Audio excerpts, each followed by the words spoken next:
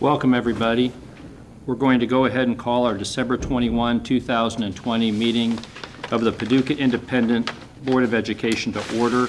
Madam Secretary, would you call the roll, please? Dr. Koji? Here. Ms. Hancock? Here. Dr. Hudson? Here. Dr. Levin? Here. Have we established a quorum? Yes. Is there a motion to approve tonight's agenda? I make a motion we approve tonight's agenda. A motion from Dr. Okoji to approve the agenda. Is there a second? I'll second. Second from Mary Hunter Hancock. Are there any questions from the board? Call the roll, please. Dr. Koji? Yes. Ms. Hancock? Yes. Dr. Hudson? Yes. Dr. Levin? Yes. If everyone would please stand. Dr. Shively, would you lead us in the pledge? I pledge allegiance to the flag of the United States of America and to the republic for which it stands, one nation, under God, indivisible, with liberty and justice for all.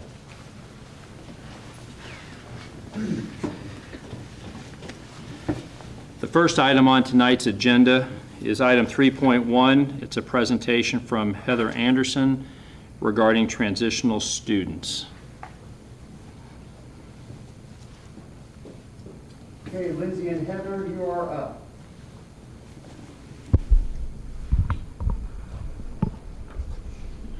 Oh, hi, everybody.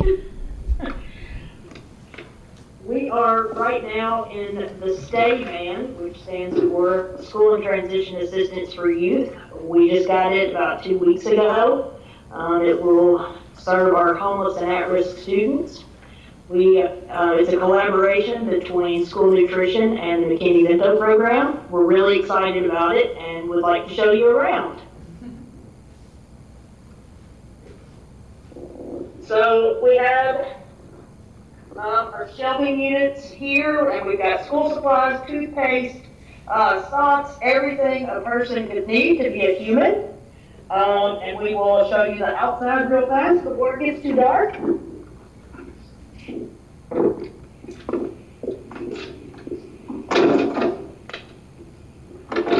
So currently our program is serving 100 students in the McKinney-Vento program. That is lower than usual years. We do expect later in the year to serve more students.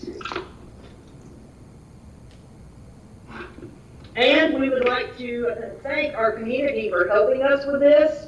One, to purchase the van, and two, to stock it.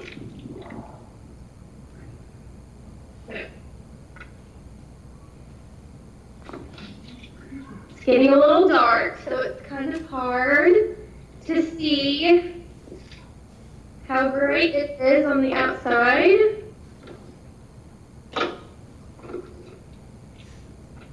And that's it. Did anybody have any questions?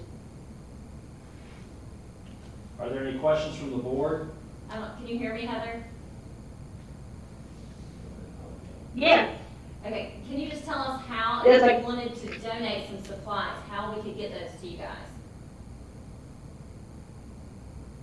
If you want to donate supplies, now because we're not in session, we would have to wait until probably June 4. I mean, January, I said June. Boy, is this 2020 or what? January 4. My official office is over at Choices. So you can send me an email or give me a call and we can set up a time to work together. Okay, and do you have it posted anywhere, like your needs, as they change, every month? Or 2 weeks, or, however? Yeah, if you look on my Facebook page, my personal Facebook page, and also Transitional Student Services page, which will be changing to STAY soon. Perfect. Thank you, Heather, for all you do. And Lindsay. Thank you. Thank you all. We appreciate the opportunity to show it off, and we are excited for more opportunities to serve our students with it. Thank you very much. Are there any other questions from the board? again, and make sure it's clear on our website or the places that you mentioned what your needs are and how people can donate. I think people would like to keep the band full. Absolutely. All right. Thank you all. Thank you. Thank you. Thanks, guys.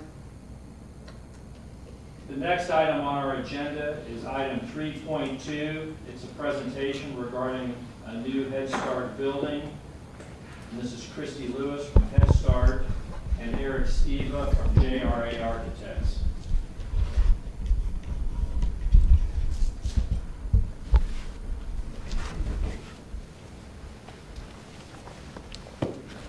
Good evening.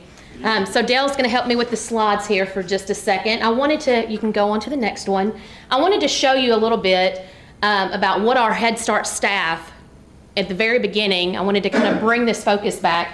I asked all of our staff to give me a word about what they wanted to see in the facility. So our staff also included some of our parents, and these were the words that kind of came to mind when they thought about what our new facility needed to look like.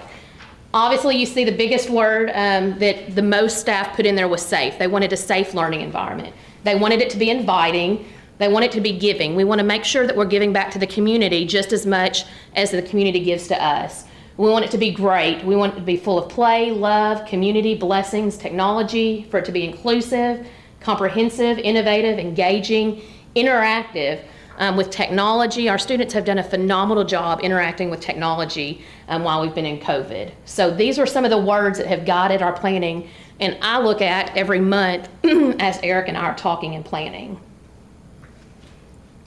Who's on this planning team? I also wanted to refocus and let y'all see that it's not just the teachers and staff, it's parents, it's our governing body, our policy council.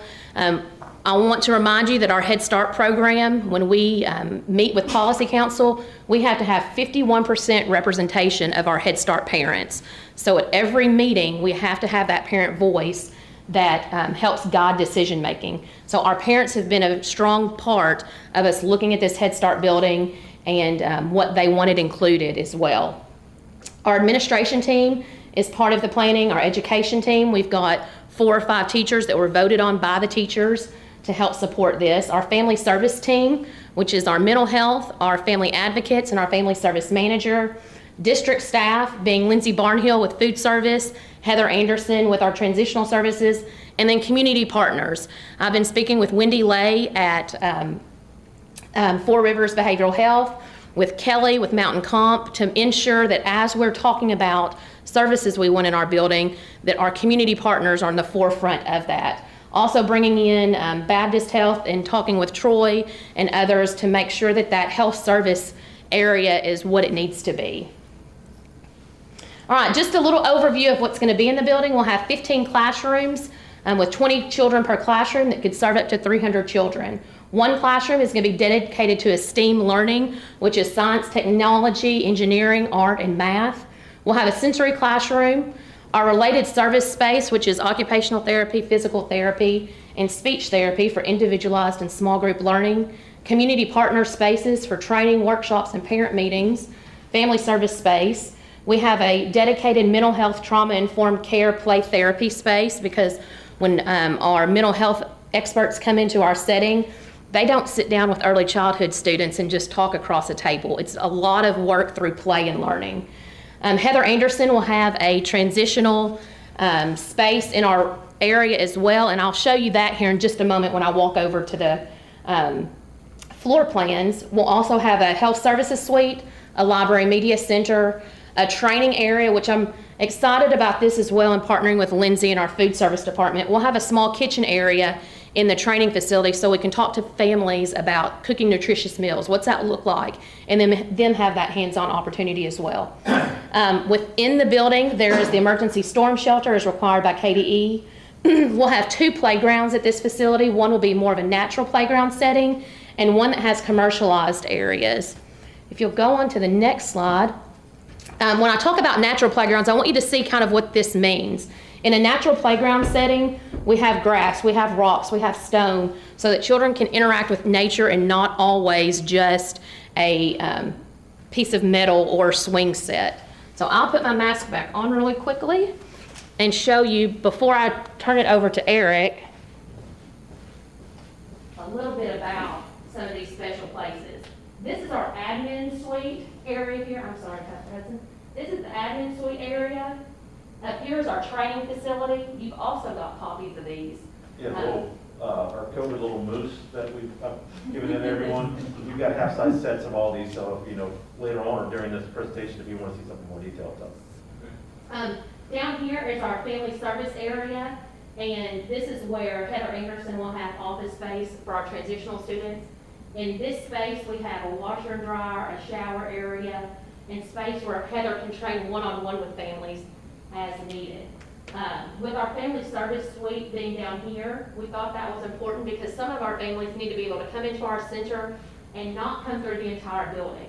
Sometimes what they're talking about is very personal, especially when we're helping families with situations that they're in, so we want to be mindful of that, for them not to have to come in and walk through the entire building. Another unique piece in this building I'm excited about is we have pods of learning here, or little fours of learning, but within each of those, we have a dedicated family advocate. So for every classroom of 4, there's a family advocate. So each family advocate will have a dedicated caseload to help and support families. So I'm gonna let Eric kind of take this over and go over to some more information. Can I ask Yes, yes. one before Eric takes over? Could you maybe spin the easel around? Yes. And could you just walk through the broad strokes of the people that are attending virtually to Oh, kind of give a yes. feel? And I don't know, is that possible, Wayne? Yes. Great. And then the other, this is going to be located as you're facing Tillman High School, just to the left of Tillman High School. Yeah, and I've got a site plan that shows all that, so you can kind of I see just the want the context. folks that are attending virtually to kind of have, Okay. to know for sure what was going on. So what Christy was just talking about was, again, this is Otis Deaning Drive here. Paducah High School is down in this area. Washington Street is along here, and Polk Street is over here. So the tennis courts are over that area, so it kind of give you a general location of where it is. So the main entrance is going to be facing Tillman High School. Admin coming through here. There's a classroom wing up here of 4 classrooms, but the main body of 12 classrooms will be along Otis Deaning, facing Paducah. Up on the top here, what Krista was saying about the training center, is also that media center and also the storm shelter that's now required by the Kentucky Housing and Building Code. So that's going to be something important. That entire school has to be able to fit in there, so that's going to be extra tight. Kitchen and food services down here. There is a indoor play area that will be incorporated. We're also looking at doing an alternate for an indoor practice facility. So again, I can go over the details of all these little things that I'm going to explain to the board here. So that's kind of.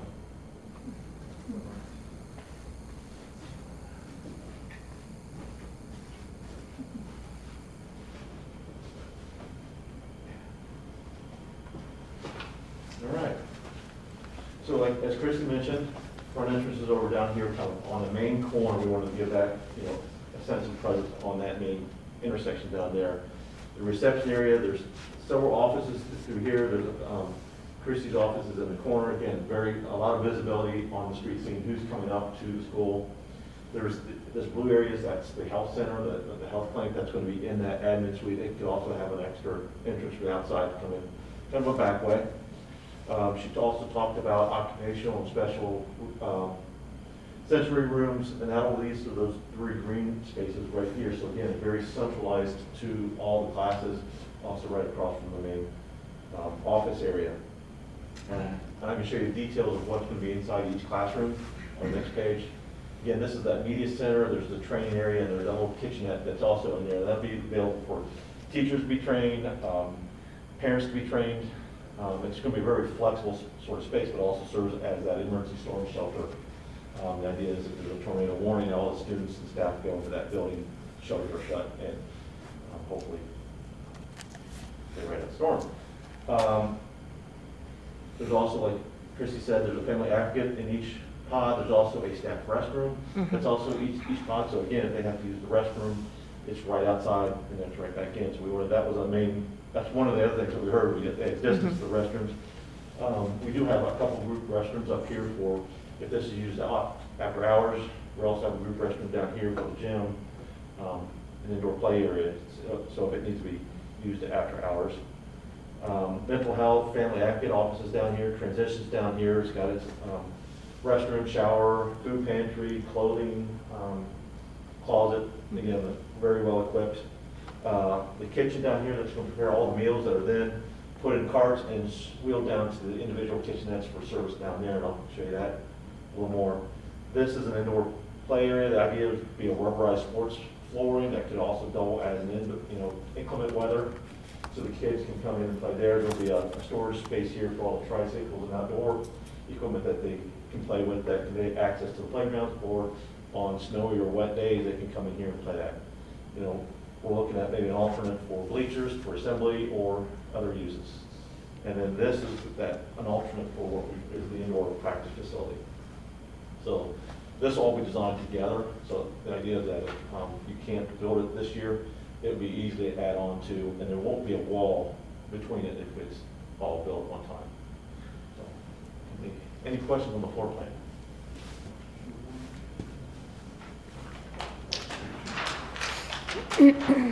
So I know it's hard to find on your half side to see really what's going on in each of these classrooms, and this is where we're really focusing a lot of our attention. This is a typical group of two, and then it's mirrored across the hallway, and it's duplicated all throughout. So again, we're coming in here. We've got an area for cubbies for them to store their backpacks or coats or shoes in the back area. We also have a little area of low counters, and there'll be a sink right inside here for them for sanitizing their hands first thing they come in, or that's also where the drinking little fountain will be. There will be a higher counter back here for the adult to have a adult height counter, so they can be able to wash their hands. And they'll also serve as what we call the art sink, where if they're doing projects and the messiness, they don't want to put that down into the sink, so that'll all be there. And then back down here is the individual toilets. It's basically a half wall, but that's pretty standard for preschool. Again, they'll have a vanity and child's height. Everything in there is going to be child height. And it's meant for child to be used only, and also supervision, so that'll be there. This is our teaching wall. So the other big thing that we heard is storage. You know, above the cubbies will have more storage, but we've also carved out an individual walk-in closet basically for each teacher to have. On one side, there'll be base and wall cabinets. The other side, there'll be two large storage cabinets that'll be flexible shelving. And then we've also provided a space for the napping carts and mats to be stored there.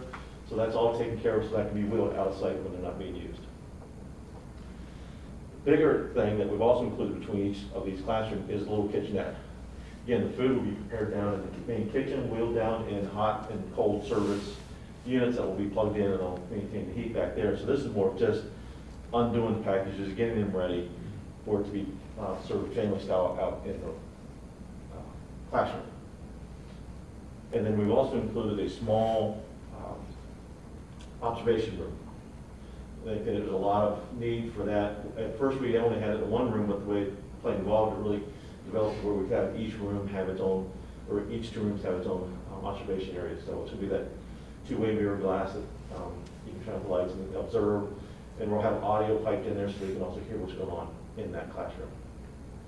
And then down here is kind of an enlarged idea of one of the concepts for the elevation. You know, we're trying to signify each house with kind of a very more residential feel, because it is fitting into that light that's kind of a lot of residential in there. But we're also trying to take some of the ideas that we used here on the Innovation Hub, incorporate some of those materials into this, so it kind of starts feeling more like a campus and not just an individual thing. We're also trying to bring a lot of natural light into these spaces, because natural light is very important for kids at this age to learn. So again, slope ceilings like you have in here, high ceilings to really bring the natural light back into the space. And you can see here's like one of those family activities room here. And what you're not seeing across the hall would be the staff restroom that would serve those areas. Any questions on this? This is kind of, they're hard to see, but this is the overall kind of street view. This is Washington, notice staining along here. So as you get closer to the park, our tennis courts back here, this is the entrance into the kitchen, this is the transitions entrance. It'll have its own canopy, so it'll be identified as a separate entrance. Main entrance down here on the side. And this would be along, this is that library, media center, training area that's down here, that's that storm shelter. And then the admin is this corner right here. And we're still in schematic design, so again, this might be what it looks like, and it could also change. Yes? Where is that going to be? This is along Washington. It's just much smaller one. Here, I'll show you, and I think it'll help. So this elevation is along Washington Street. And then Otis Deaning is that long street through here, so you can start to see how we're developing the site plan. You know, Tristan talked about inside that courtyard is developing 2 courtyards or 2 playground areas, and I think more that we're looking at it. Jonathan Perkins with VFW, who's their landscape architect, has come up with some really great ideas. He's done some concept drawings, and I think it's going to be a lot better than what we're showing here. This was just a template. I'm turning over that creative design to him. And we're working that with Christy and a playground provider, so it's really going to look great. We talked about some grass play areas here. This is all be poured in place for artificial turf grass and bicycle paths and scooter paths around that area. We also talked about maybe a vegetable garden up in here, and then there's a wooded lot that's back here. I don't know how familiar you are with the site, but there's these 2 pieces of property. I think those are the 2 that are remaining. It's wooded. It hasn't been touched. It hasn't been developed. What we'd really like to see there is kind of thin that out, keep the woods, keep the trees in there, maybe wave in some concrete paths, little areas for outdoor learning spaces that maybe these could use, but also the high school could easily come over and access that, because we would have fencing that would help section all this off. So really we see this not just for the preschool, but also for the high school to be able to use, and it may also help develop some of the areas. We're also looking at providing the buses coming in and circling off of Washington Street versus, we do have an option of looking for over to 21st Street, but we're not as crazy about that. We kind of like this idea. It could be a lot more self-contained. We could put a gate here for when school is in session or out of session, that kids could also use the pavement as an outdoor play area. Again, on, let's say it's a cold day, but it's been raining, or a wet day, they could come over and use that, and we could put stripes on the parking lot too, and basketball hoops. So it's really multi-purpose space. We've got to look at stormwater detention, so that might be this area back here. Service drive into the kitchen over here, but again, looking at parent, we need to look at how we develop this routing. But the idea is maybe putting a circle down here. That's something that we still need to develop with VFW and the city of Paducah and you guys. But you're not closing what's time. What's that? You're not closing our road. No, we don't know. We don't know what we're doing yet, but we want to keep all the options on the table, what we're doing or what we're not doing. So we haven't really had that much discussion. But the idea is, parents could come down Polk, drive along here, they're dropping their kids off on the passenger side, they're coming in. So we need to look at what we're doing with this. Are we doing traffic studies? Yeah, we're doing some traffic studies. We'll let that DFW do that. Mhm. Right. So, to see Well, how the traffic circulates. Yeah, I don't know if it's really a traffic study, we're looking at different opinions and seeing what works in concepts, basically different concepts to go there. Because we got to account for parking, because we're accounting on parking along here for the staff, here to come in versus putting parking back onto the property. That'll help offset some of the cost. And then to have a better understanding of where it is on site, is, this is a color coded. So Innovation Hub was added here. Here's main Paducah Tillman. This is where in blue the new Head Start building will be placed. Are there any questions from the board? Is there a way we could post some of that on our website? I can give all of this, I'm gonna leave this board with Donald. I've got a PDF file I can send tomorrow morning to Donald, where you can post where you want, use it how you want. People can look at it and kind of put it for themselves, so. But continue on, we've had user group meetings where we'll continue to have user group meetings and get constant feedback as this plan develops. So that's the big key, I think, in everything, is getting feedback from the end users. And can I add two things? Do you mind turning that to face the camera? Just two other parts of the way I envision us using this building. Obviously, you'll point to where, as the virtual people can see, where the building will be sitting. One of the areas that we're building out and have started this year is our early childhood development pathway, which we see as a pre-education pathway for our Tillman students. And so that's a certification to teach preschool or start towards teaching preschool or working in daycare centers. And so we see that as an opportunity. And just as our students walk to Baptist to get a field experience in our nursing classes, we see the proximity of Head Start being an opportunity for our high school students to get a real world idea of what it's like in that aspect. And then the other part that I think is a unique opportunity as we start with adult classes at the Innovation Hub coming up with our after the holidays with our Codify and Sprocket classes will be here when we have the Head Start building beside this campus or on this campus. Probably the best way to say that. We see it as an opportunity for when we're working with adults at night through the Innovation Hub to provide opportunities for childcare within a close proximity to where the training, whether it's technology like Codify or if it's something in the trades, whether it's electrical, welding, construction, etc. So I think it has multiple uses on this campus too, outside of just our tiny tornadoes. So what Don was saying is, here's the main campus, the main building. Here's the new Innovation Hub here. Across the street from the Tillman Gym is the new Head Start building.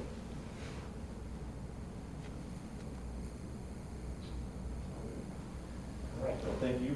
Any questions or comments? I did not have more. I was turning it over to Eric, and I'm really excited. The last piece that Dr. Shively shared is that early childhood pathway. And that is a fantastic way for us to, as Dr. Shively says, to grow our own, for us to partner, see these students as they are, coming through their classes, being able to get them in our building. As soon as they're 18, we can hire them to work at Paducah Head Start. So they could come in and work in summer school for providing a summer program. So then we can go assist them in school, because that's part of Head Start, is as students come through, if they want to further their career, we can help with some tuition, we can help with some books. So to me, the sky's the limit. We have limited possibilities for the students at Paducah Tillman to one day work at Paducah Head Start. So I'm really excited. Can you talk a little bit about how maybe you see that building or that facility helping?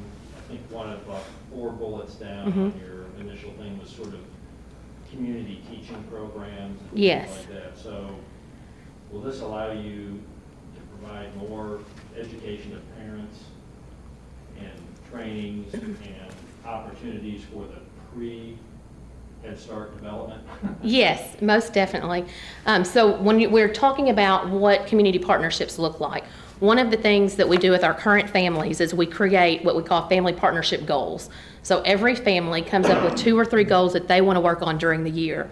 Then from that list, our family advocates take all of those goals that families have, and we come up with workshops, whether that is financial planning. Sometimes it's just health and wellness. How do you take care of your child when they're sick? Instead of going immediately to the ER, we want to teach it's okay. Here's how you use a thermometer. Here's how you give your child medicine, because if you've not had that and you don't know, it's easier just to take the Tylenol and pour it in and say, here's what your child needs. So really looking at what our families need is basic parenting skills and building parenting classes each month alongside those, and bringing in our experts from the community, because it's one thing for me to share, but it's another thing for Dr. LeBoon, for you to come in and say, this is what you need to know as a parent to help your child when they're sick, or to partner with CFSB and bring in a financial planner to help with financial planning for our parents. Partnering with workforce development. Marion Medlock is somebody that I talk to on a regular basis now to see what jobs are in Paducah and where can we align our parents. So yes, I think just continuing to build community partnerships to support our families is going to be key. Are there other questions from the board? Thank you very much. This is for me, because I'm really excited about it. And I know Christy's really, she's emailing me all the time, and we're sharing ideas all the way through, so it's going to be a fun little project to do. So, Thank you. Thank you. The next item on our agenda is item 3.3, Paducah Schools Equity Initiative. Will Black, Assistant Superintendent. Right. Good evening. Good evening. Tonight, before I get into the actual equity initiative presentation, I wanted to mention a pandemic-based equity gap issue, just to keep it on your radar as a board. As many school districts across the country have reported, students are definitely struggling academically during this pandemic. And during the first semester, as I reported at the last regular board meeting, there has been an increased number of failing grades. And that is significant, not just because of GPAs, but also because kids are falling behind as they accrue those failing grades. Another big issue that has happened, and what is kind of a symptom that goes along with the first issue, is inconsistent virtual student engagement. Where we've really seen the struggle is with students who are learning virtually.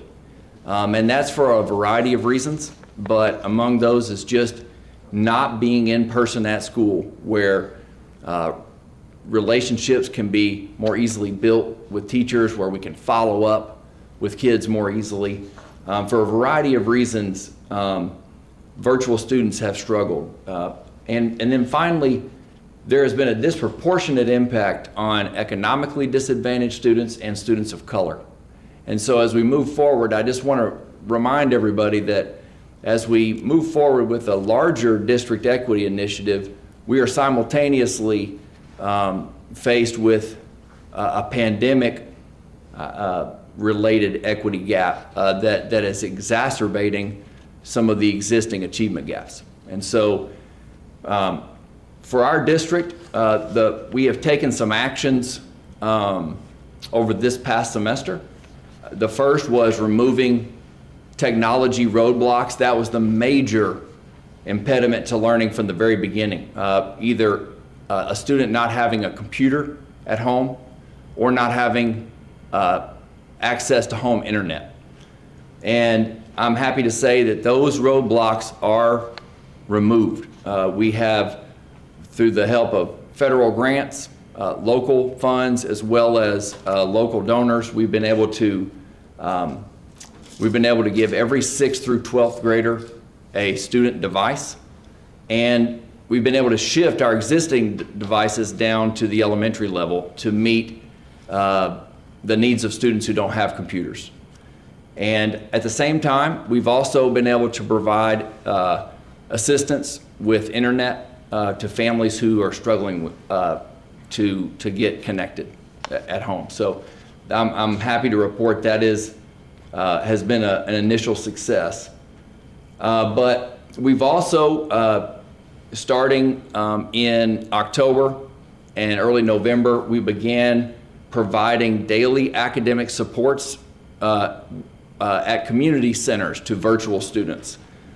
School staff went out to those centers, and we were able to, in partnership with churches and the Boys and Girls Club, as well as Paducah Housing Authority, we were able to actually meet and tutor kids, virtual students, from those locations using school staff. That did prove to be effective. So when we were able to get kids in with us, and of course we were socially distant during that time, we were able to make gains. So after our schools closed, based on the governor's recommendations and executive order, we then allowed students to come into the school in small groups. So we were able to scale up the academic support. And because the school buildings were empty, we were able to get more kids in. So we did that for the remainder of the semester. So second semester, 68% of our students have told us that families have told us that their students are coming to school in person. So what does that mean? That means that more kids will be in person than last semester, which is a good thing. We've proven, I think over the first 11 weeks that we were in session, that going to school during the pandemic is safe. We've had no spread of the virus inside a classroom with students and teachers. And so the isolated cases that occurred were either involving a sports team practice, where, because of the activity, kids weren't masked, or some one isolated case with staff members. But besides that, there's no spread of the virus that we know of at school. So I'm really excited about the fact that almost 70% of students are going to come back in person. So we're going to really scale our efforts to do academic interventions during the school day for those who are in person. And we're also going to attempt to scale after-school interventions for struggling students and supports for struggling students. So we are in the process right now of mobilizing and leveraging help from community partners. So I just want to make a plea to churches, community groups. If you are interested in helping volunteer in our schools for a couple hours, we could definitely use your help. We are interested in mobilizing volunteers as much as possible, as well as our own staff, to support kids and do interventions in real time, as opposed to waiting till the pandemic is over. We want to get to work, as we did in the first semester, immediately. So I just wanted to update you on that. That is our plan. That means that 30% of kids, or 32% of kids, are going to be virtual still. So we still have some roadblocks ahead and some challenges ahead, but we're, hopefully, if we can work together, we can meet those challenges. Well, I have a quick question. Yeah. How should, if somebody wants to volunteer to help kids after school, what's the best way for them to let you know that? If they will contact the board office, they can either email, the best thing is to call the main number at the board office. Okay. And then they can get through, either leave a message or get through to me or Donald, and we will get them on board. Yes, sir. Hey, Will, just want to compliment the board for assisting families that don't have Wi-Fi. Out of curiosity, how many families are we talking about, and how do you provide the assistance? Well, I have to give credit to Comcast Cable. They rolled out an offer for home internet called Internet Essentials that is $10 a month. And so our first initiative over the summer, in addition to getting student devices, was to share the word with families, and our staff was very aggressive over the summer and even at the very beginning of the school year, getting the word out on how to sign up for that. And they were even waiving late fees so that if somebody had some late fees, they could still sign up. And that was a huge help, because we were able to get a number of families signed up. We may have had as many as 25% of families not having a home internet connection.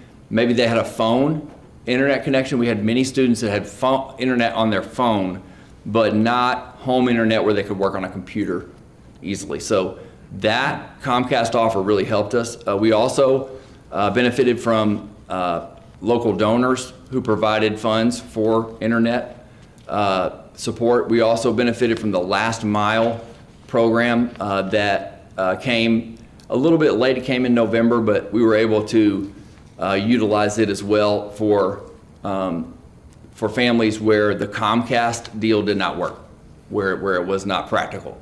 And so we've also utilized a number of hotspots. In those cases, families can apply for assistance, like I said, and we try to give them the, kind of a step-by-step set of options. Are you ready to reveal what that's going to look like in next semester with the 6% coming? Or are you guys working through that? We are working through that. We just heard from the governor on Friday afternoon, the official details of the executive order. And so I don't know if Dr. Chively wants to speak to that at all. Sure, absolutely. We've met with each of our building level leadership teams to take input on what that would look like. And I fully anticipate we're still going to be a red county, so it has to be the most least restrictive way to have school. If you move from the map from red to the other colors, you can start adding things in. And so right now, what as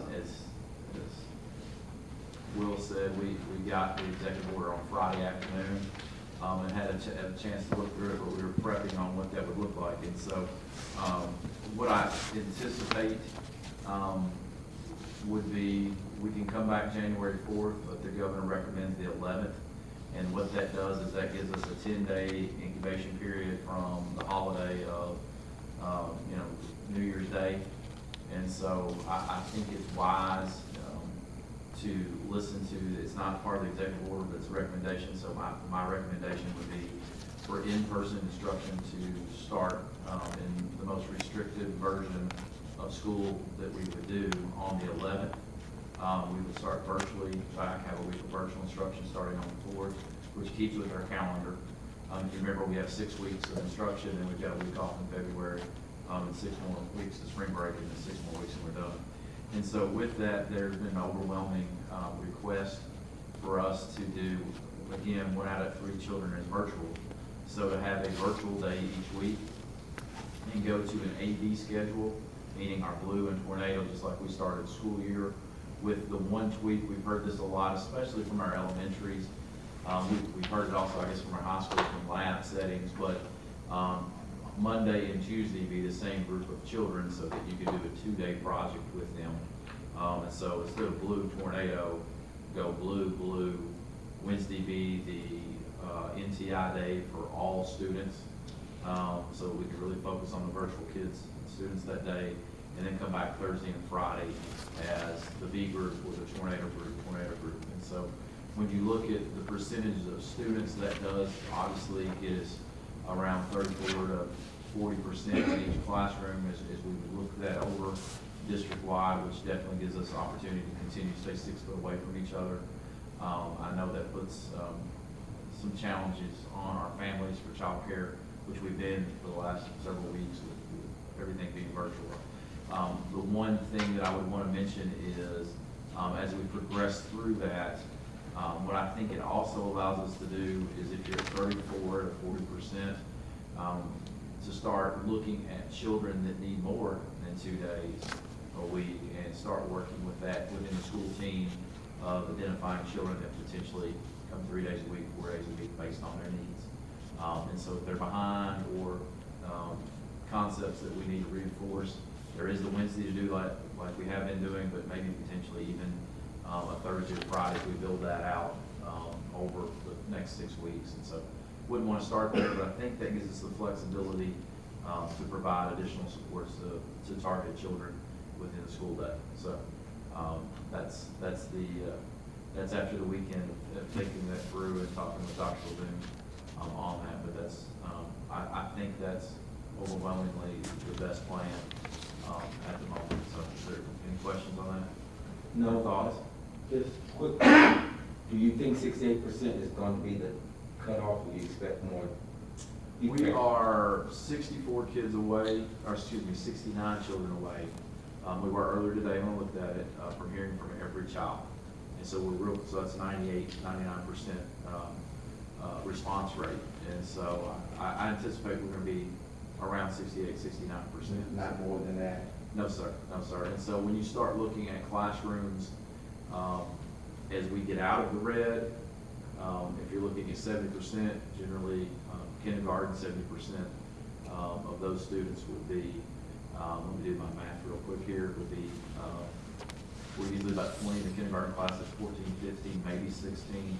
And most of our classrooms can hold 14 to 16 kids, mostly the 16 area, and still stay 6 foot away. And so as we transition out of, being above 25 is when you're in the red, you start transitioning out of that, we could build that back to more students as we go throughout the next semester, if that makes sense.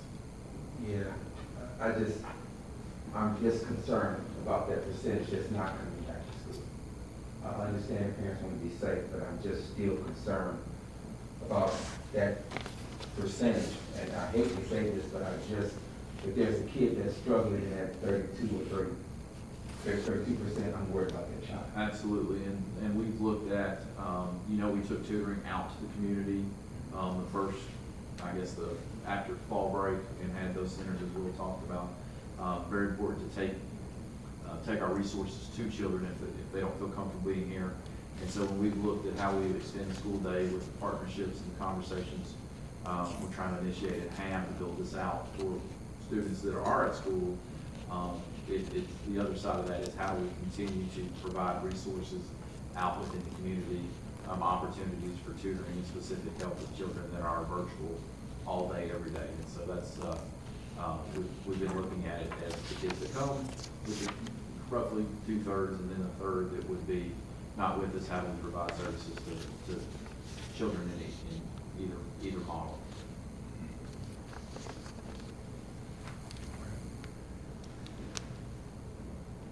Any other questions about what we've talked about regarding the pandemic?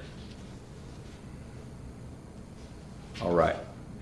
Well, now I want to transition into a very brief presentation, just kind of an introduction to a new district racial equity initiative.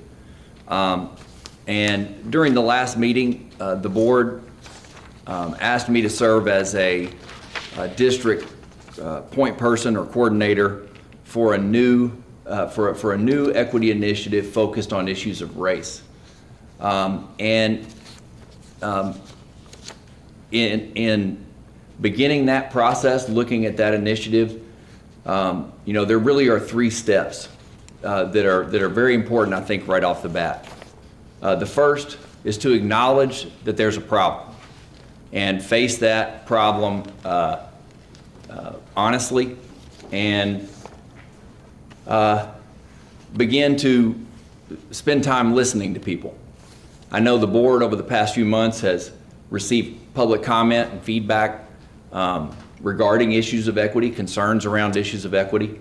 I know I can speak for myself, and I know the other administrators have also received a lot of feedback from parents, students regarding issues of equity, and I think it's important to begin by validating those concerns and begin to think through how can we collaborate as a community using research-based approaches to find solutions and to really understand the depth of the problem, and then to turn around and commit to finding solutions together through a collaborative process.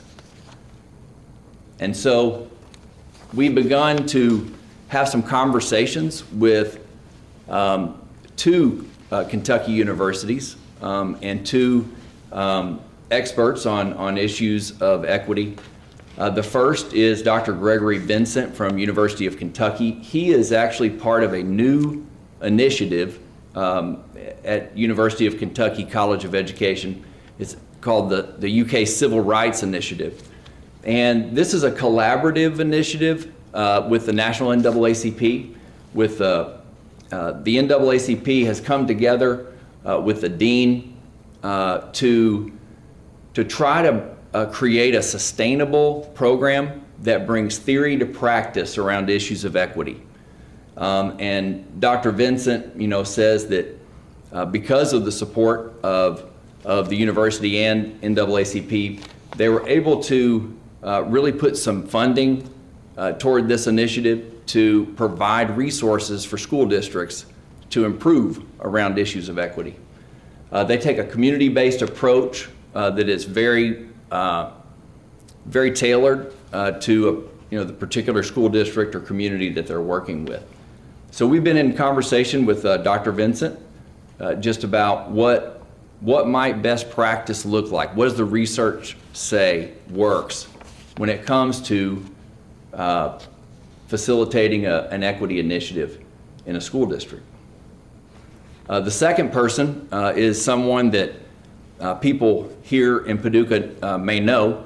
In fact, I was given his name by someone in a conversation just last week. Actually, he was mentioned. It turns out Dr. Roger Cleveland, who is at Kentucky State University, is a founding partner of the BMW Academy, and it's now known as the Carter G. Woodson Academy in Lexington.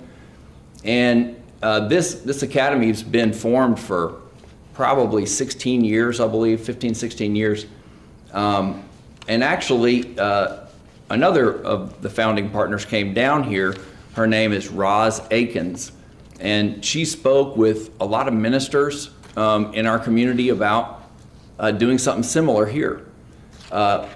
Well, Dr. Cleveland, it turns out, is a national consultant around issues of educational equity. He's working with Houston Independent School District and some other big school districts around the country. He's also a nationally recognized speaker on issues of equity. And what I find particularly compelling about Dr. Cleveland is that he spent a lot of time personally working with students around issues of equity at BMW Academy, and they have some great results to show from that. So in terms of next steps, our next step is to finalize partnerships, figure out how do we work with equity experts to really give us the best support that we can as a school district. Then the next thing is, with their advice or their guidance, according to best practice, we would go about forming an equity advisory committee. That would be a diverse committee of students, parents, staff, and community members.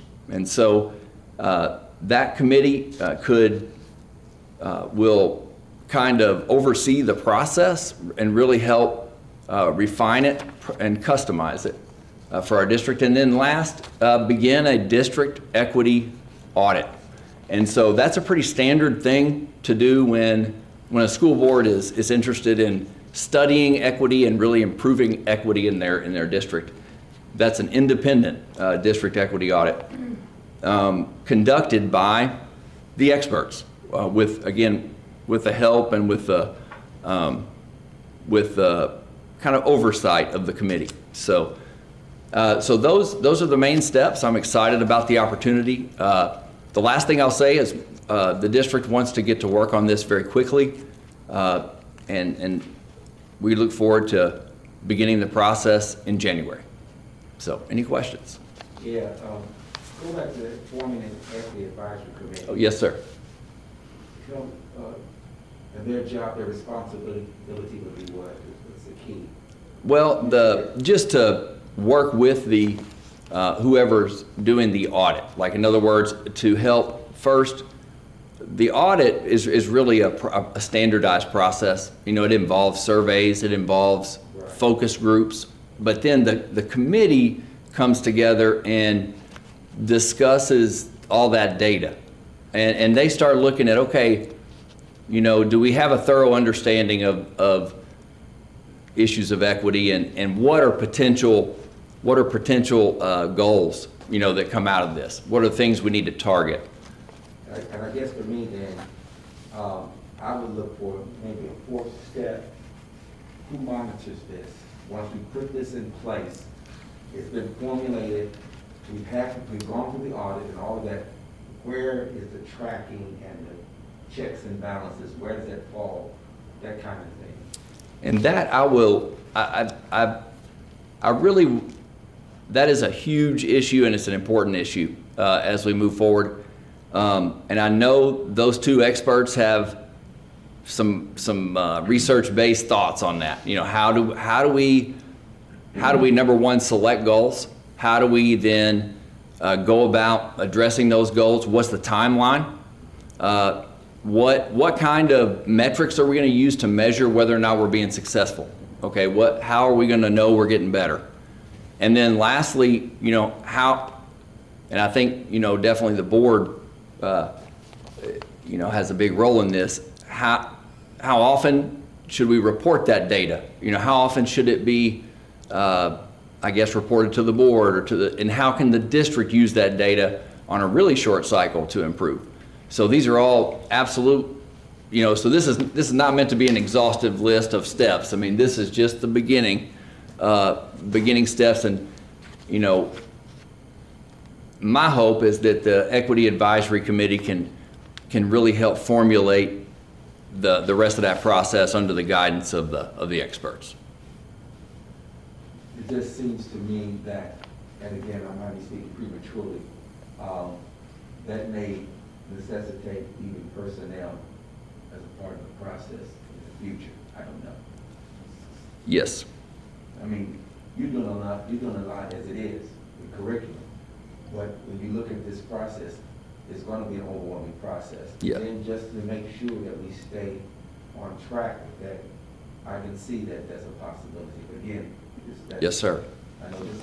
Yes, sir. And I might mention that the audit is pretty thorough. I mean, you're talking about, it doesn't just happen over the course of a month. I mean, you're talking about multiple steps that you know, really will take the spring. I mean, you know, first there's some onboarding of the district and really understanding the audit, making sure people understand the purpose and the process and all that. And again, this is all facilitated by experts in that area. And then really going through in the spring and looking at making sure we have representative opinions and concerns of stakeholders. So yes, sir, it's a multiple. You know, even professional development, you know, the training that teachers may need, you know, all of that. Honestly, if you look at all of that, according to my conversations with them, I mean, it's a multi-year process. The key, I think, is having measurable goals that are clear to the community, that the community feels are, you know, that they have a part in, and that we can move toward in a systemic way. Well, in the light of what Dr. Austin is saying, I'll appreciate if we can get updates every meeting on equity. Even if we don't have anything to report, we just say, oh, don't have anything to report on equity at this meeting, but we'll like an update. Standard, I think he's asking for a standard item on our Presentation. agenda every month. Yes, sir. We can do that. Yes, sir. Other comments or questions from the board? Thank you, Will, for taking All it. right. A lot. Yep. You're welcome. We do appreciate you for that, because like I said, that's a lot. Yes, sir. Happy to do it. Just say two quick things. Mary Hunter, did you have any comments? I think you were on a conference call. Y'all can hear me. I think you were on a conference call earlier in the month of November with the UK folks. Yes, it's a great group. I was super excited to be included on the call, but, and I think they did say, like as Will said, just a January timeline to get everything together. They did say it would really take the community to come together and help, give feedback in all these different areas. So I think, we'll need to look, focus our efforts there, of course, at first. But I think it's a great group, and Dr. Benson is. And I had the opportunity to sit on a conference call with Will Black, with Dr. Cleveland Friday and again today, and just his experience and the things that he's done, I think are very exciting as well. And I just think it's very exciting, the opportunities we have. I think it is working through this process moving forward. Any other questions from the board? Okay. The next item, I think I'll take both of these items at the same time, but the next item is hearing of individuals and groups. And we typically have two, item 4.1 and item 4.2. And this is an opportunity for oral communications from the audience regarding items which are included on tonight's agenda, and an opportunity for oral communications from the audience regarding items which are not included on, tonight's agenda. So I think we have two groups or two people who would like to offer some oral communication tonight. Dale, do you have somebody? I do have one of them. One of them has not joined yet. I do have on there right now, we have Mr. Andiamo White. Mr. White, are you there?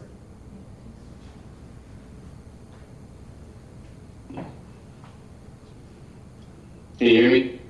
We can.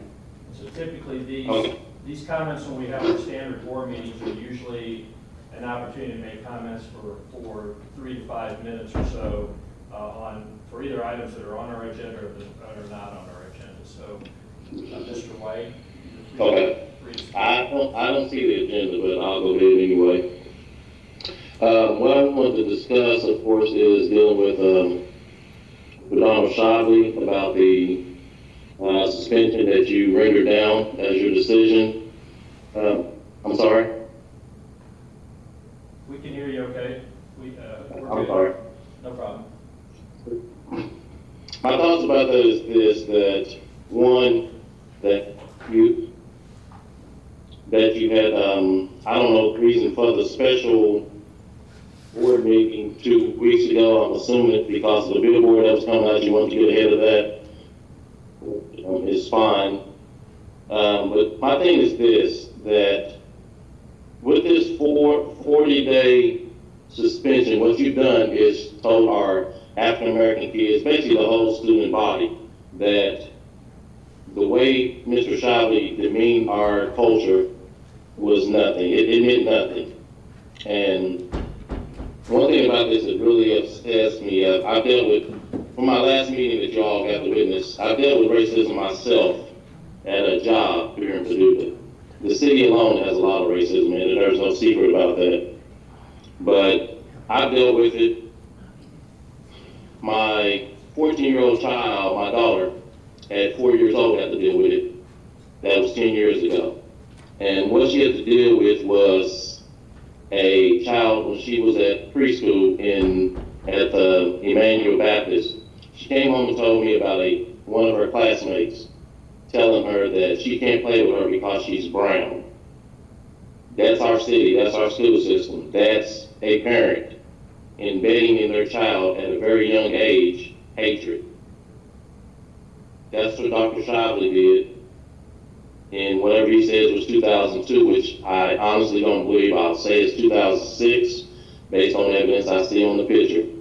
But my daughter was subjected to racism because some parent, a bad parent is what I'm going to call him, a bad parent thought that just because of her brown skin, something she can't change, that she was not, she should not be allowed to play with her child. Basically, I guess she's telling me that my child should not have been at Emmanuel Baptist. But my point of it is this, the racism that my child was subjected to then, what I've been subjected to in the workplace, and what Shavli subjected all our kids to, even though the picture is coming out now, it's not right. And for you to think that a slap on the wrist, which is what that is, that was a slap on the wrist. I don't know what it is about Shavli that these people in the community believe that if he's gone, that the Paducah public school system is going to fall. It's not. It didn't fall before he got there. It won't fall when he eventually does leave. So my thing is that what's going to happen with a child, they say, well, if Shavli can get away with that, and it's an African-American child, he passes them in the school system, what's going to happen happen? Are they gonna get punished if they walk by and call them a racist? Are they gonna get any grace and mercy? What's gonna happen if, let's say, the child 10 years ago was still one of my daughter's classmates, and now we got 10 years of embedded racism in her possibly, that now she walks up and calls my child a racist term or anything like that. Does she get a pass? You have just given this school system, just like you gave Shiva, you've opened up a wound, you've opened Pandora's box to those that think racism's okay and that they are only gonna get slapped on the wrist, which actually in some cases, as you may know, is gonna be worse than that for some people. So my thing is this: you failed, the board failed our school system, you failed this community, you failed the teachers, teachers' aides, every employee of the school system. And my point, like I said, it's not right that Charlie just gets a slap on the wrist. I honestly believe he's lying about this picture being done 20 years ago doesn't make sense, because in our meeting, he told us that it was the only opportunity to go out to a party because he couldn't because they had just had a child. Well, if I'm correct, your child's no more than 15 or 16 years old, which would estimate that time of that party being around 2006, not 2002 or anything less than that, like you're saying. So if that's what he told you, there's a lie he told you, just like he's been saying, he lied. So again, on the racism, it's not gonna stop.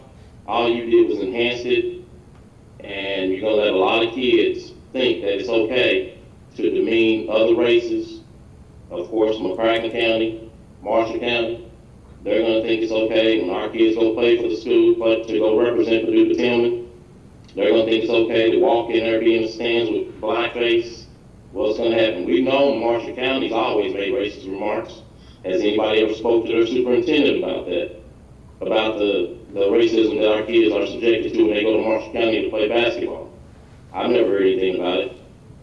So again, I just want to let you know my thoughts on it, that I believe, and I'm sure there's quite a few other people that believe that you failed this school system by allowing this man to stay at the school, even though he's shown his true colors. And as I said last time, they still have to look at Chad Jessup. The seniors this year have to look at Chad Jessup, who made the racist remarks when they were 7th graders, and the 8th graders were the seniors that just, the class of 20 that just left. They still have to look at this man after his demeaning remarks about them when they went to go represent the Paducah Middle School at state. So that's all I have to say about it. The Board of Education, you failed our community. Thank you. Thank you for speaking. Thank you, Mr. White.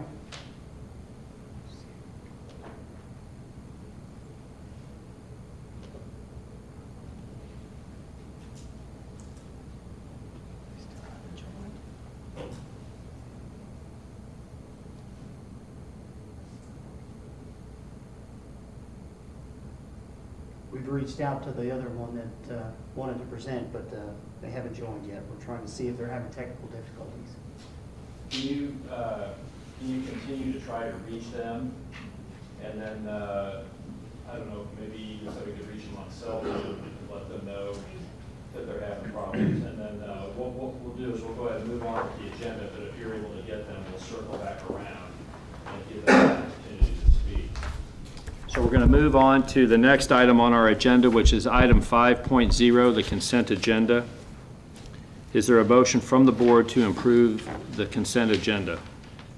I make a motion we approve the consent agenda tonight. I second. So a motion from Dr. Hudson and a second from Dr. Okoji. Are there any questions from the board? Call the roll, please. Dr. Okoji? Yes. Ms. Hancock? Yes. Dr. Hudson? Yes. Dr. LeBoon? Yes. Item 6.1, District Continuation of the Families First Coronavirus Response Act upon January 1st, 2021. The superintendent recommends that the Paducah Board of Education approve 10 paid emergency days to replace the emergency paid sick leave outlined in the Families First Coronavirus Response Act, which is set to expire on December 31st, 2020.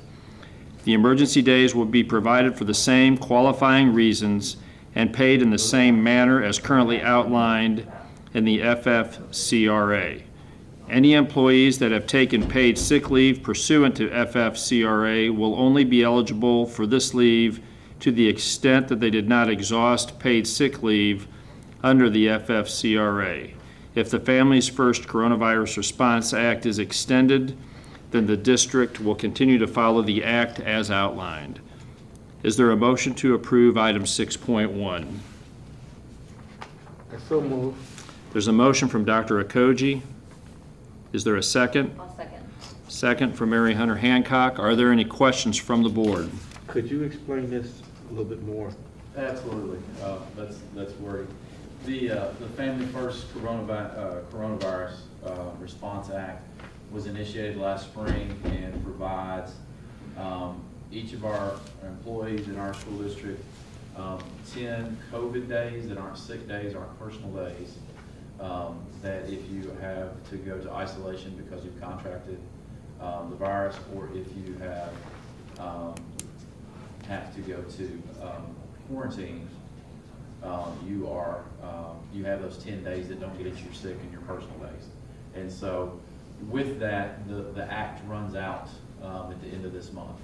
And so obviously we're still in a national pandemic, and so we're trying to use district funds with district language to continue that same pattern forward for our employees so that that is there.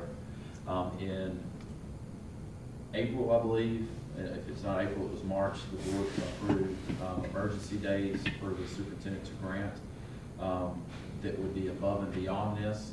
And specifically, I have shared with at least some of our union that I have always thought that as our preschool teachers, kindergarten teachers work with students that don't wear masks all the time, and we have some specialist teachers that do the same thing. And so if you run out of these days and you're at work, when you either get isolated or you are quarantined, then I don't think you should get into your sick days or your personal days because you're at work. And so we've only had one suspected transmission between two teachers so far this semester, so that hasn't come up with that. And so ultimately, this continues on the federal act that is stopping at the end of this month. So it's a safety net for quarantines and isolations for our employees for the first time. Sometimes the second, just depends. Quarantines have now gone from 14 days, where we've been all year. The CDC has been able to take that down to 10 days for isolation. So if you count weekends in there, it could be maybe 6 days. Depends on when you're around somebody with COVID-19. In addition to that, there is a way on quarantine to come back, I believe, in 7 days, and that's with a negative test at day 5 or afterwards. And so if we don't do this, then our employees would not have, they'd have to get into their sick days or their personal days if they have to quarantine. Well, if you're quarantining and you're not sick, that becomes the issue. If you're isolated, meaning you have the virus, you're sick. But if you're quarantining, by the state reg, you're not actually sick. Or if you're caring for a child that's quarantined, that child's not sick based on our state statutes and regulations. And so this replaces all the language, in our opinion, for the 6 qualifying acts as we go through that for when the COVID days would go into effect. So if it is taking care of a child, it's 2/3 pay in the act, is how it's written, that's quarantined. If they are isolated, meaning they have the disease, then they're sick, and then it's full pay. Okay, I vaguely remember there was a parent or teacher that spoke on this one night during our board meeting, and I'm just trying to get clarification, her issue versus the language here. I think her issue was specific to having to be quarantined twice. No, excuse me, I think there was 2 instances. I don't remember the exact details on that, but it seems like there was 2 different quarantines. One might have been a child. And so I don't know that this would help that very specific situation out, but if somebody that has not used all their quarantine day or COVID days at this point, or maybe used a couple of them, this would provide extra ones. And so what we've tried to do is stay consistent with what we did and what we've done since the summer when this act came out, or last spring, and just continue that so it is, it's standard to everybody, if that makes sense. I'm sorry. So everybody gets 10 days for either quarantine or to provide care for somebody that's quarantined. Yes. If that comes up a second time, there's some flexibility if that exposure or that issue occurred in the workplace for you to grant some additional days on top of the original 10 days. Is that? Yes, I mean, that's the way I've looked at that, is if you're coming to work and having to do a second quarantine, that we have the flexibility to do that. If you're unlucky or maybe not as careful as you could be potentially, you know, in your life outside of work, that's where that becomes, I haven't felt like that's where emergency days come into play, is it needs to be work related or an extended medical illness from something at work with COVID-19 that you contract. Are there other questions? I'm sorry. It's work. No, it's complicated. Are there other questions from the board? Good. Call the roll, please. Dr. Koji? Yes. Ms. Hancock? Yes. Dr. Hudson? Yes. Dr. Levine? Yes. Item 6.2, amendment to board policy, first reading, graduation requirements. The superintendent recommends that the Paducah Board of Education accept for first reading revised policy 08.113, graduation requirements, as presented by Troy Brock, Director of Pupil Personnel. Revisions to this policy include the creation of a Paducah Independent Schools diploma. The diploma is an alternative to a Paducah Tillman High School diploma and requires students to earn the state minimum 22 credits. Additional revisions are recommended by KSBA in response to Senate Bill 158, passed by the General Assembly during the 2020 legislative session. Is there an item to approve 6.2, is there a motion to approve 6.2, which is an amendment to board policy, first reading regarding graduation requirements? I so move. There's a motion from Dr. Okoji. Is there a second? Second. There's a second from Dr. Hudson. Are there any questions from the board? Or any comments from the superintendent on this? Okay. Call the roll, please. Dr. Koji? Yes. Ms. Hancock? Yes. Dr. Hudson? Yes. Dr. Levine? Yes. So Dale, okay. So we're okay to go back? Okay. So earlier in our meeting, we had the agenda item, which is an opportunity for oral communications from the audience regarding items which are or are not on the agenda. We have the second speaker that had requested time now available. And Mr. Cleary, the floor is yours.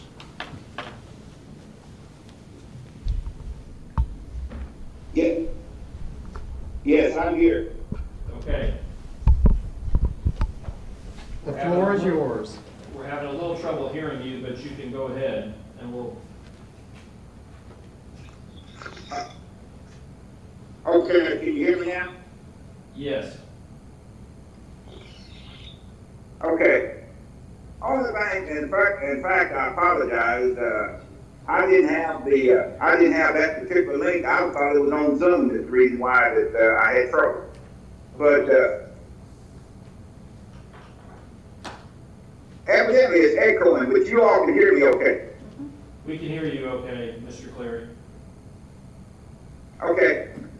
Well, I was only part that I wanted to play is the fact that first of all, I'd like to say to the board, I really appreciate you guys and the fact that we feel like that you all are elected officials, just like in city or county government. The school board is so important to any community, and you've already come up with what you had come up with was the recommendation.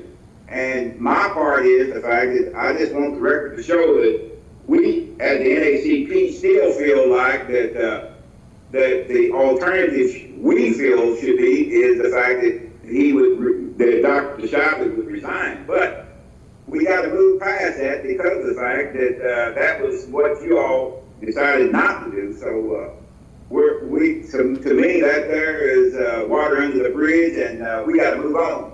And I will say that to the board, I really appreciate a lot of the things that we came up with. You all put them in your final analysis, and we appreciate that part of it also. But I just feel like that the NAACP Education Committee has worked along with the Education Board for many years, over the years, and we want that same type of relationship in order to move forward. We just don't feel like in other words, we really feel like that the community needs to be a part in on what goes on from here on forward. And so if only thing that I would like to recommend is the fact that we would have a couple of designated persons to work with you in order to get this problem resolved, because it is a problem. But you know what's really strange about this situation is the fact that I've had some sleepless nights over this situation, and same way that you all make it sound like sometimes that the fact that it's just the pressure is on you all, but it's also the pressure on the NACP, because we've had a close relationship with the Paducah County Board or the Paducah Public School Board for many, many years, and we want to just try to keep that on. And so my final analysis is the fact that if we could, like I said, maybe get a couple of people to work with you on the process of this thing, that would be the only thing that we've already asked for. And you already have the letter that we sent in last, a week or so ago. And like I said, the thing that we asked for, you all put it in y'all's recommendation also. So I think we're on the same page. But so if we could maybe participate in on trying to move forward, then that would be my recommendation. And that's all I got to say. Mr. Cleary, were you able to hear the Assistant Superintendent's presentation earlier in the board meeting? No, I was not, and I apologize. I had the understanding that the meeting actually, when I started trying to get on for 6 o'clock, then most of the meeting was already over. But what I would do, I would go back and listen to it and go from there. I just want to say we very much appreciate your comments. We appreciate you taking the time to present tonight. I do have a copy of your letter from the NAACP in front of me. I reviewed that again today. And the Assistant Superintendent emphasized the community involvement in the process moving forward. And I think in 2 ways. One, the initiatives that we're developing with the UK Civil Rights Initiative, which partners with the National NAACP, and also Dr. Roger Cleveland from Kentucky State University. And so those will be the process to help work on the equity review and policy development and a lot of the things that are mentioned in your letter that we talked about in our previous letter. And so we definitely want community involvement in that. And the other part was the fact that pandemic is having kind of a more robust equity issue for people who of color or people who financially challenged, and so we're going to need partnerships to help expand our tutoring programs and some of the things that we do. And so I think there's going to be 2 big opportunities to partner with and have input from the Education Committee of our local NAACP. And I think we're looking to start those processes in January. I think it'd be really good for you to sit down with Will Black in the near future or soon after the first of the year and help get your people in place. That sounds great. That sounds great. That's all we ever asked for to move forward. Because we got to move forward for the kids' sake. That's all that's good. Yeah. Are there any questions from the board or other comments? Okay. Thank you, Mr. Clary. Thank you, sir. Thank you, Mr. Clary. We really appreciate what you are doing.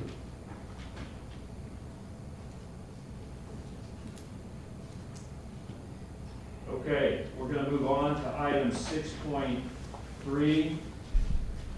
Change order number 24. The superintendent recommends that the Paducah Board of Education approve change order number 24 for the Innovation Hub project as outlined by Matt DeLuca, JRA Architects.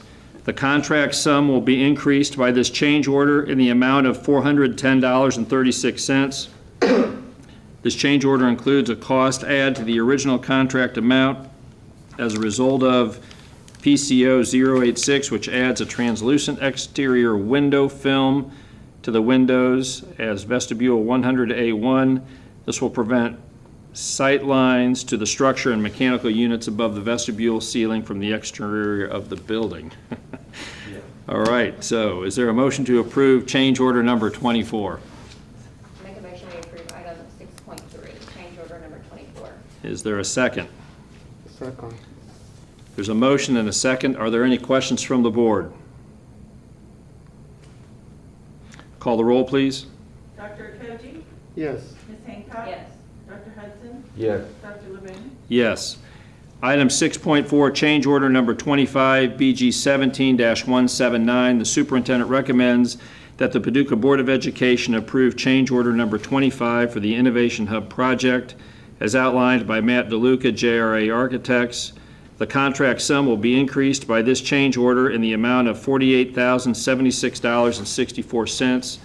This change order reflects PCO 087, which encompasses extensive cut and fill at the site of the new parking lot due to unacceptable soil found during the testing of the existing site. Is there a motion to approve change order number 25? I so move. There's a motion from Dr. Okoji. Second. There's a second from Mary Hunter Hancock. Are there any questions from the board? Call the roll, please. Dr. Koji? Yes. Ms. Hancock? Yes. Dr. Hudson? Yes. Dr. Levine? Yes. Item 6.5, payments to contractors, BG 17-179. The superintendent recommends that the Paducah Board of Education approve the payments to contractors for the Innovation Hub, BG 17-179, as outlined below, and those payments are specified.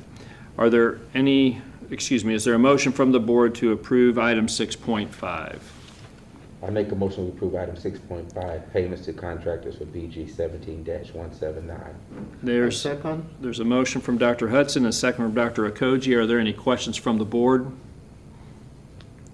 Call the roll, please. Dr. Koji? Yes. Ms. Hancock? Yes. Dr. Hudson? Yes. Dr. Levine? Yes. Item 6.6, payment to contractors, BG 20-167. The superintendent recommends that the Paducah Board of Education approve the following payments to contractors for the secure vestibules projects. And listed below are the payments to MP Larson, JRA Architects, and some that are direct purchase orders. Is there a motion to approve item 6.6? I'll make a motion to approve item 6.6, payment to contractors, BG 20-167. There's a motion for Mary Hunter Hancock. Second. And there's a second from Dr. Okoji. Are there any questions from the board? Call the roll, please. Dr. Koji? Yes. Ms. Hancock? Yes. Dr. Hudson? Yes. Dr. Levine? Yes. Item 6.7, change order number 1, BG 20-166. The superintendent recommends that the Paducah Board of Education approve change order number 25 for the art building project 20-166 as outlined by Eric Steva, JRA Architects. The contract sum will be increased by this change order in the amount of $5,811.16. This change order reflects the following: PR 01 dry vent at training room, $767.07 to repair the external soffit and add EIFS finish to it for $1,484. PR 03 to include the metal stud framing and labor infill the window for $1,193, and RF-02 to replace rusted door frame and frame 108D for $839, and RF-03 to replace existing non-ADA hardware, $1,526. Probably didn't need to read every single one of those, but I sort of got stuck in the process and just figured I'd better just continue to go with it. So is there a motion from the board to approve item 6.7? I make a motion to approve item 6.7, change order BG 20-166. There's a motion from Dr. Hudson, and there's a second from Dr. Okoji. Are there any questions from the board? Call the roll, please. Dr. Okoji? Yes. Ms. Hancock? Yes. Dr. Hudson? Yes. Dr. Levin? Yes. Item 6.8, payment to contractors, BG 20-166. The superintendent recommends that the Paducah Board of Education approve the following payments to contractors for the art building renovation project. And those are all listed below, who they are and what are direct purchase orders. Is there a motion to approve item 6.8? I'll make a motion, we approve item 6.8, payment to contractors, BG 20-166. So motion from Mary Hunter Hancock. Is there a second? A second. Second from Dr. Okoji. Are there any questions from the board? Call the roll, please. Dr. Okoji? Yes. Ms. Hancock? Yes. Dr. Hudson? Yes. Dr. Levin? Yes. Item 6.9, purchase of property. The superintendent recommends that the Paducah Board of Education approve the purchase of the following real property for the location of the new Paducah Head Start Preschool, which is BG 20-235, pending final approval by the Kentucky Department of Education. It's 2110 Washington Street, $49,350. Is there a motion to approve item 6.9? I so move. Motion from Dr. Okoji. Is there a second? I'll second. Second from Mary Hunter Hancock. Are there any questions from the board? Call the roll, please. Dr. Okoji? Yes. Ms. Hancock? Yes. Dr. Hudson? Yes. Dr. Levin? Yes. Item 6.1, comprehensive district improvement plan revisions. The superintendent recommends that the Paducah Board of Education accept the draft to the 2020-2021 comprehensive district improvement plan as presented by Will Black, Assistant Superintendent of Instructional Programs, and that is listed under separate cover. Is there a motion to approve the comprehensive district improvement plan revisions? I make a motion to, So motion from Dr. Okoji. Is there a second? Second. Second from Dr. Hudson. Are there any questions from the board? Call the roll, please. Dr. Okoji? yes. Ms. Hancock? Yes. Dr. Hudson? Yes. Dr. Levin? Yes. I don't believe there is need for executive session tonight for any No, reason. I have one discussion item, if it's okay. So item 8.0, open session, just an additional item for open discussion. Yeah, this is, and this just got finalized. Just wanted to provide you the vaccines at some point are going to be available to our employees, and through the governor's office. We're hoping that is February. And so we were asked, as all districts were asked, to prioritize who gets the vaccine first with employees of our district. And so with that, I just want to update you on our work with that I had asked Chiffon Winston, who is our classified PSPA president for our union, classified union. Maddie Morris is our union president for the certified. Christy Lewis to serve as administrator on the group. Troy Brock from a district standpoint, and then Tanya Keeling, who's our district health coordinator, and asked them to get together to determine what our priorities should be as we work through our employees.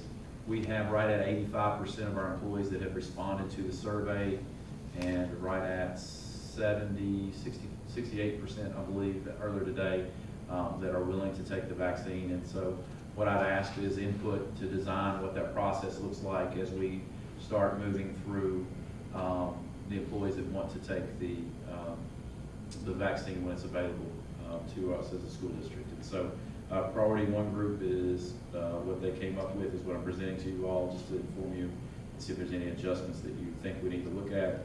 But any staff age 65 or older is priority one group. I think we would start with first days, the oldest first. Priority two group would be any staff with pre-existing medical conditions. By the governor's executive order, those pre-existing medical conditions need to be communicated with us as a school district. And then priority within that group would go from the eldest down to the youngest. And then priority group three is where you get into any staff without pre-existing medical conditions. Within that group is based on frequency and duration of contact with others from eldest to youngest. And so we will use that information to prioritize the order of how vaccines are given out in the district, unless you all think that we need to rethink through that. So just wanted to communicate that to you, that that's been a collaborative decision with different stakeholders in our group to ensure that we have input from all different types of district-wide boards. Are there questions from the board regarding the process or sort of how they've started to outline the priorities? Does our board members included? That's a great question. Maybe I need to reach out and ask that. Let me research into that. I hadn't thought. It's not that I want, but I just want to know if the board members are included in that. I will make sure if it's. I will ask if it's you're included in that. Yeah. I was able to get one through. I'm an infectious disease physician, and so I was able to get one recently as they arrived at the hospital, and they've prioritized in the hospitals people who are providing direct care to COVID patients. And so far, I think the delivery of the vaccines that have arrived so far has gone very smoothly and gone very well without people having significant difficulties at this point. There will be more vaccine arriving, I think, this week, and primarily for hospital staff, and they've got their processes for administration. But the vaccine, I think, is quite efficacious. It works well. It offers significant protection, and from all I can gather from the data, is quite safe. And so hopefully as the supply arrives and we get more, I think it's going to be, you know, I hope people will take some time and read about it and understand it, and that vaccine acceptance rates will be high, because I do think it's a safe and effective vaccine. And let me just add, in the public meeting part of this, is our roster for those wanting to take the vaccine is due December 30th to the state health department. And if you choose, if you're communicating to us in the district that you don't want to take it, and then you change your mind after we send the roster in, then you lose your chance to be on the front line as an educator or an educational professional. You go into just general population at that point. So we've shared that out, but just to make sure that's in the meeting for our community. Check on Dr. Okoji's question if you would also. And are there other questions from the board? Okay, I guess there's no action on that particular item tonight, information only. Are there any other items for open discussion this evening? If not, is there a motion to adjourn? I so move. It's a motion from Dr. Okoji for adjournment. Is there a second? I'll second. Second from Mary Hunter Hancock. If there's no questions from the board, call the roll, please. Dr. Koji? Yes. Ms. Hancock? Yes. Dr. Hudson? Yes. Dr. Levin? Yes. Thank you for coming, everybody, and for attending virtually as well.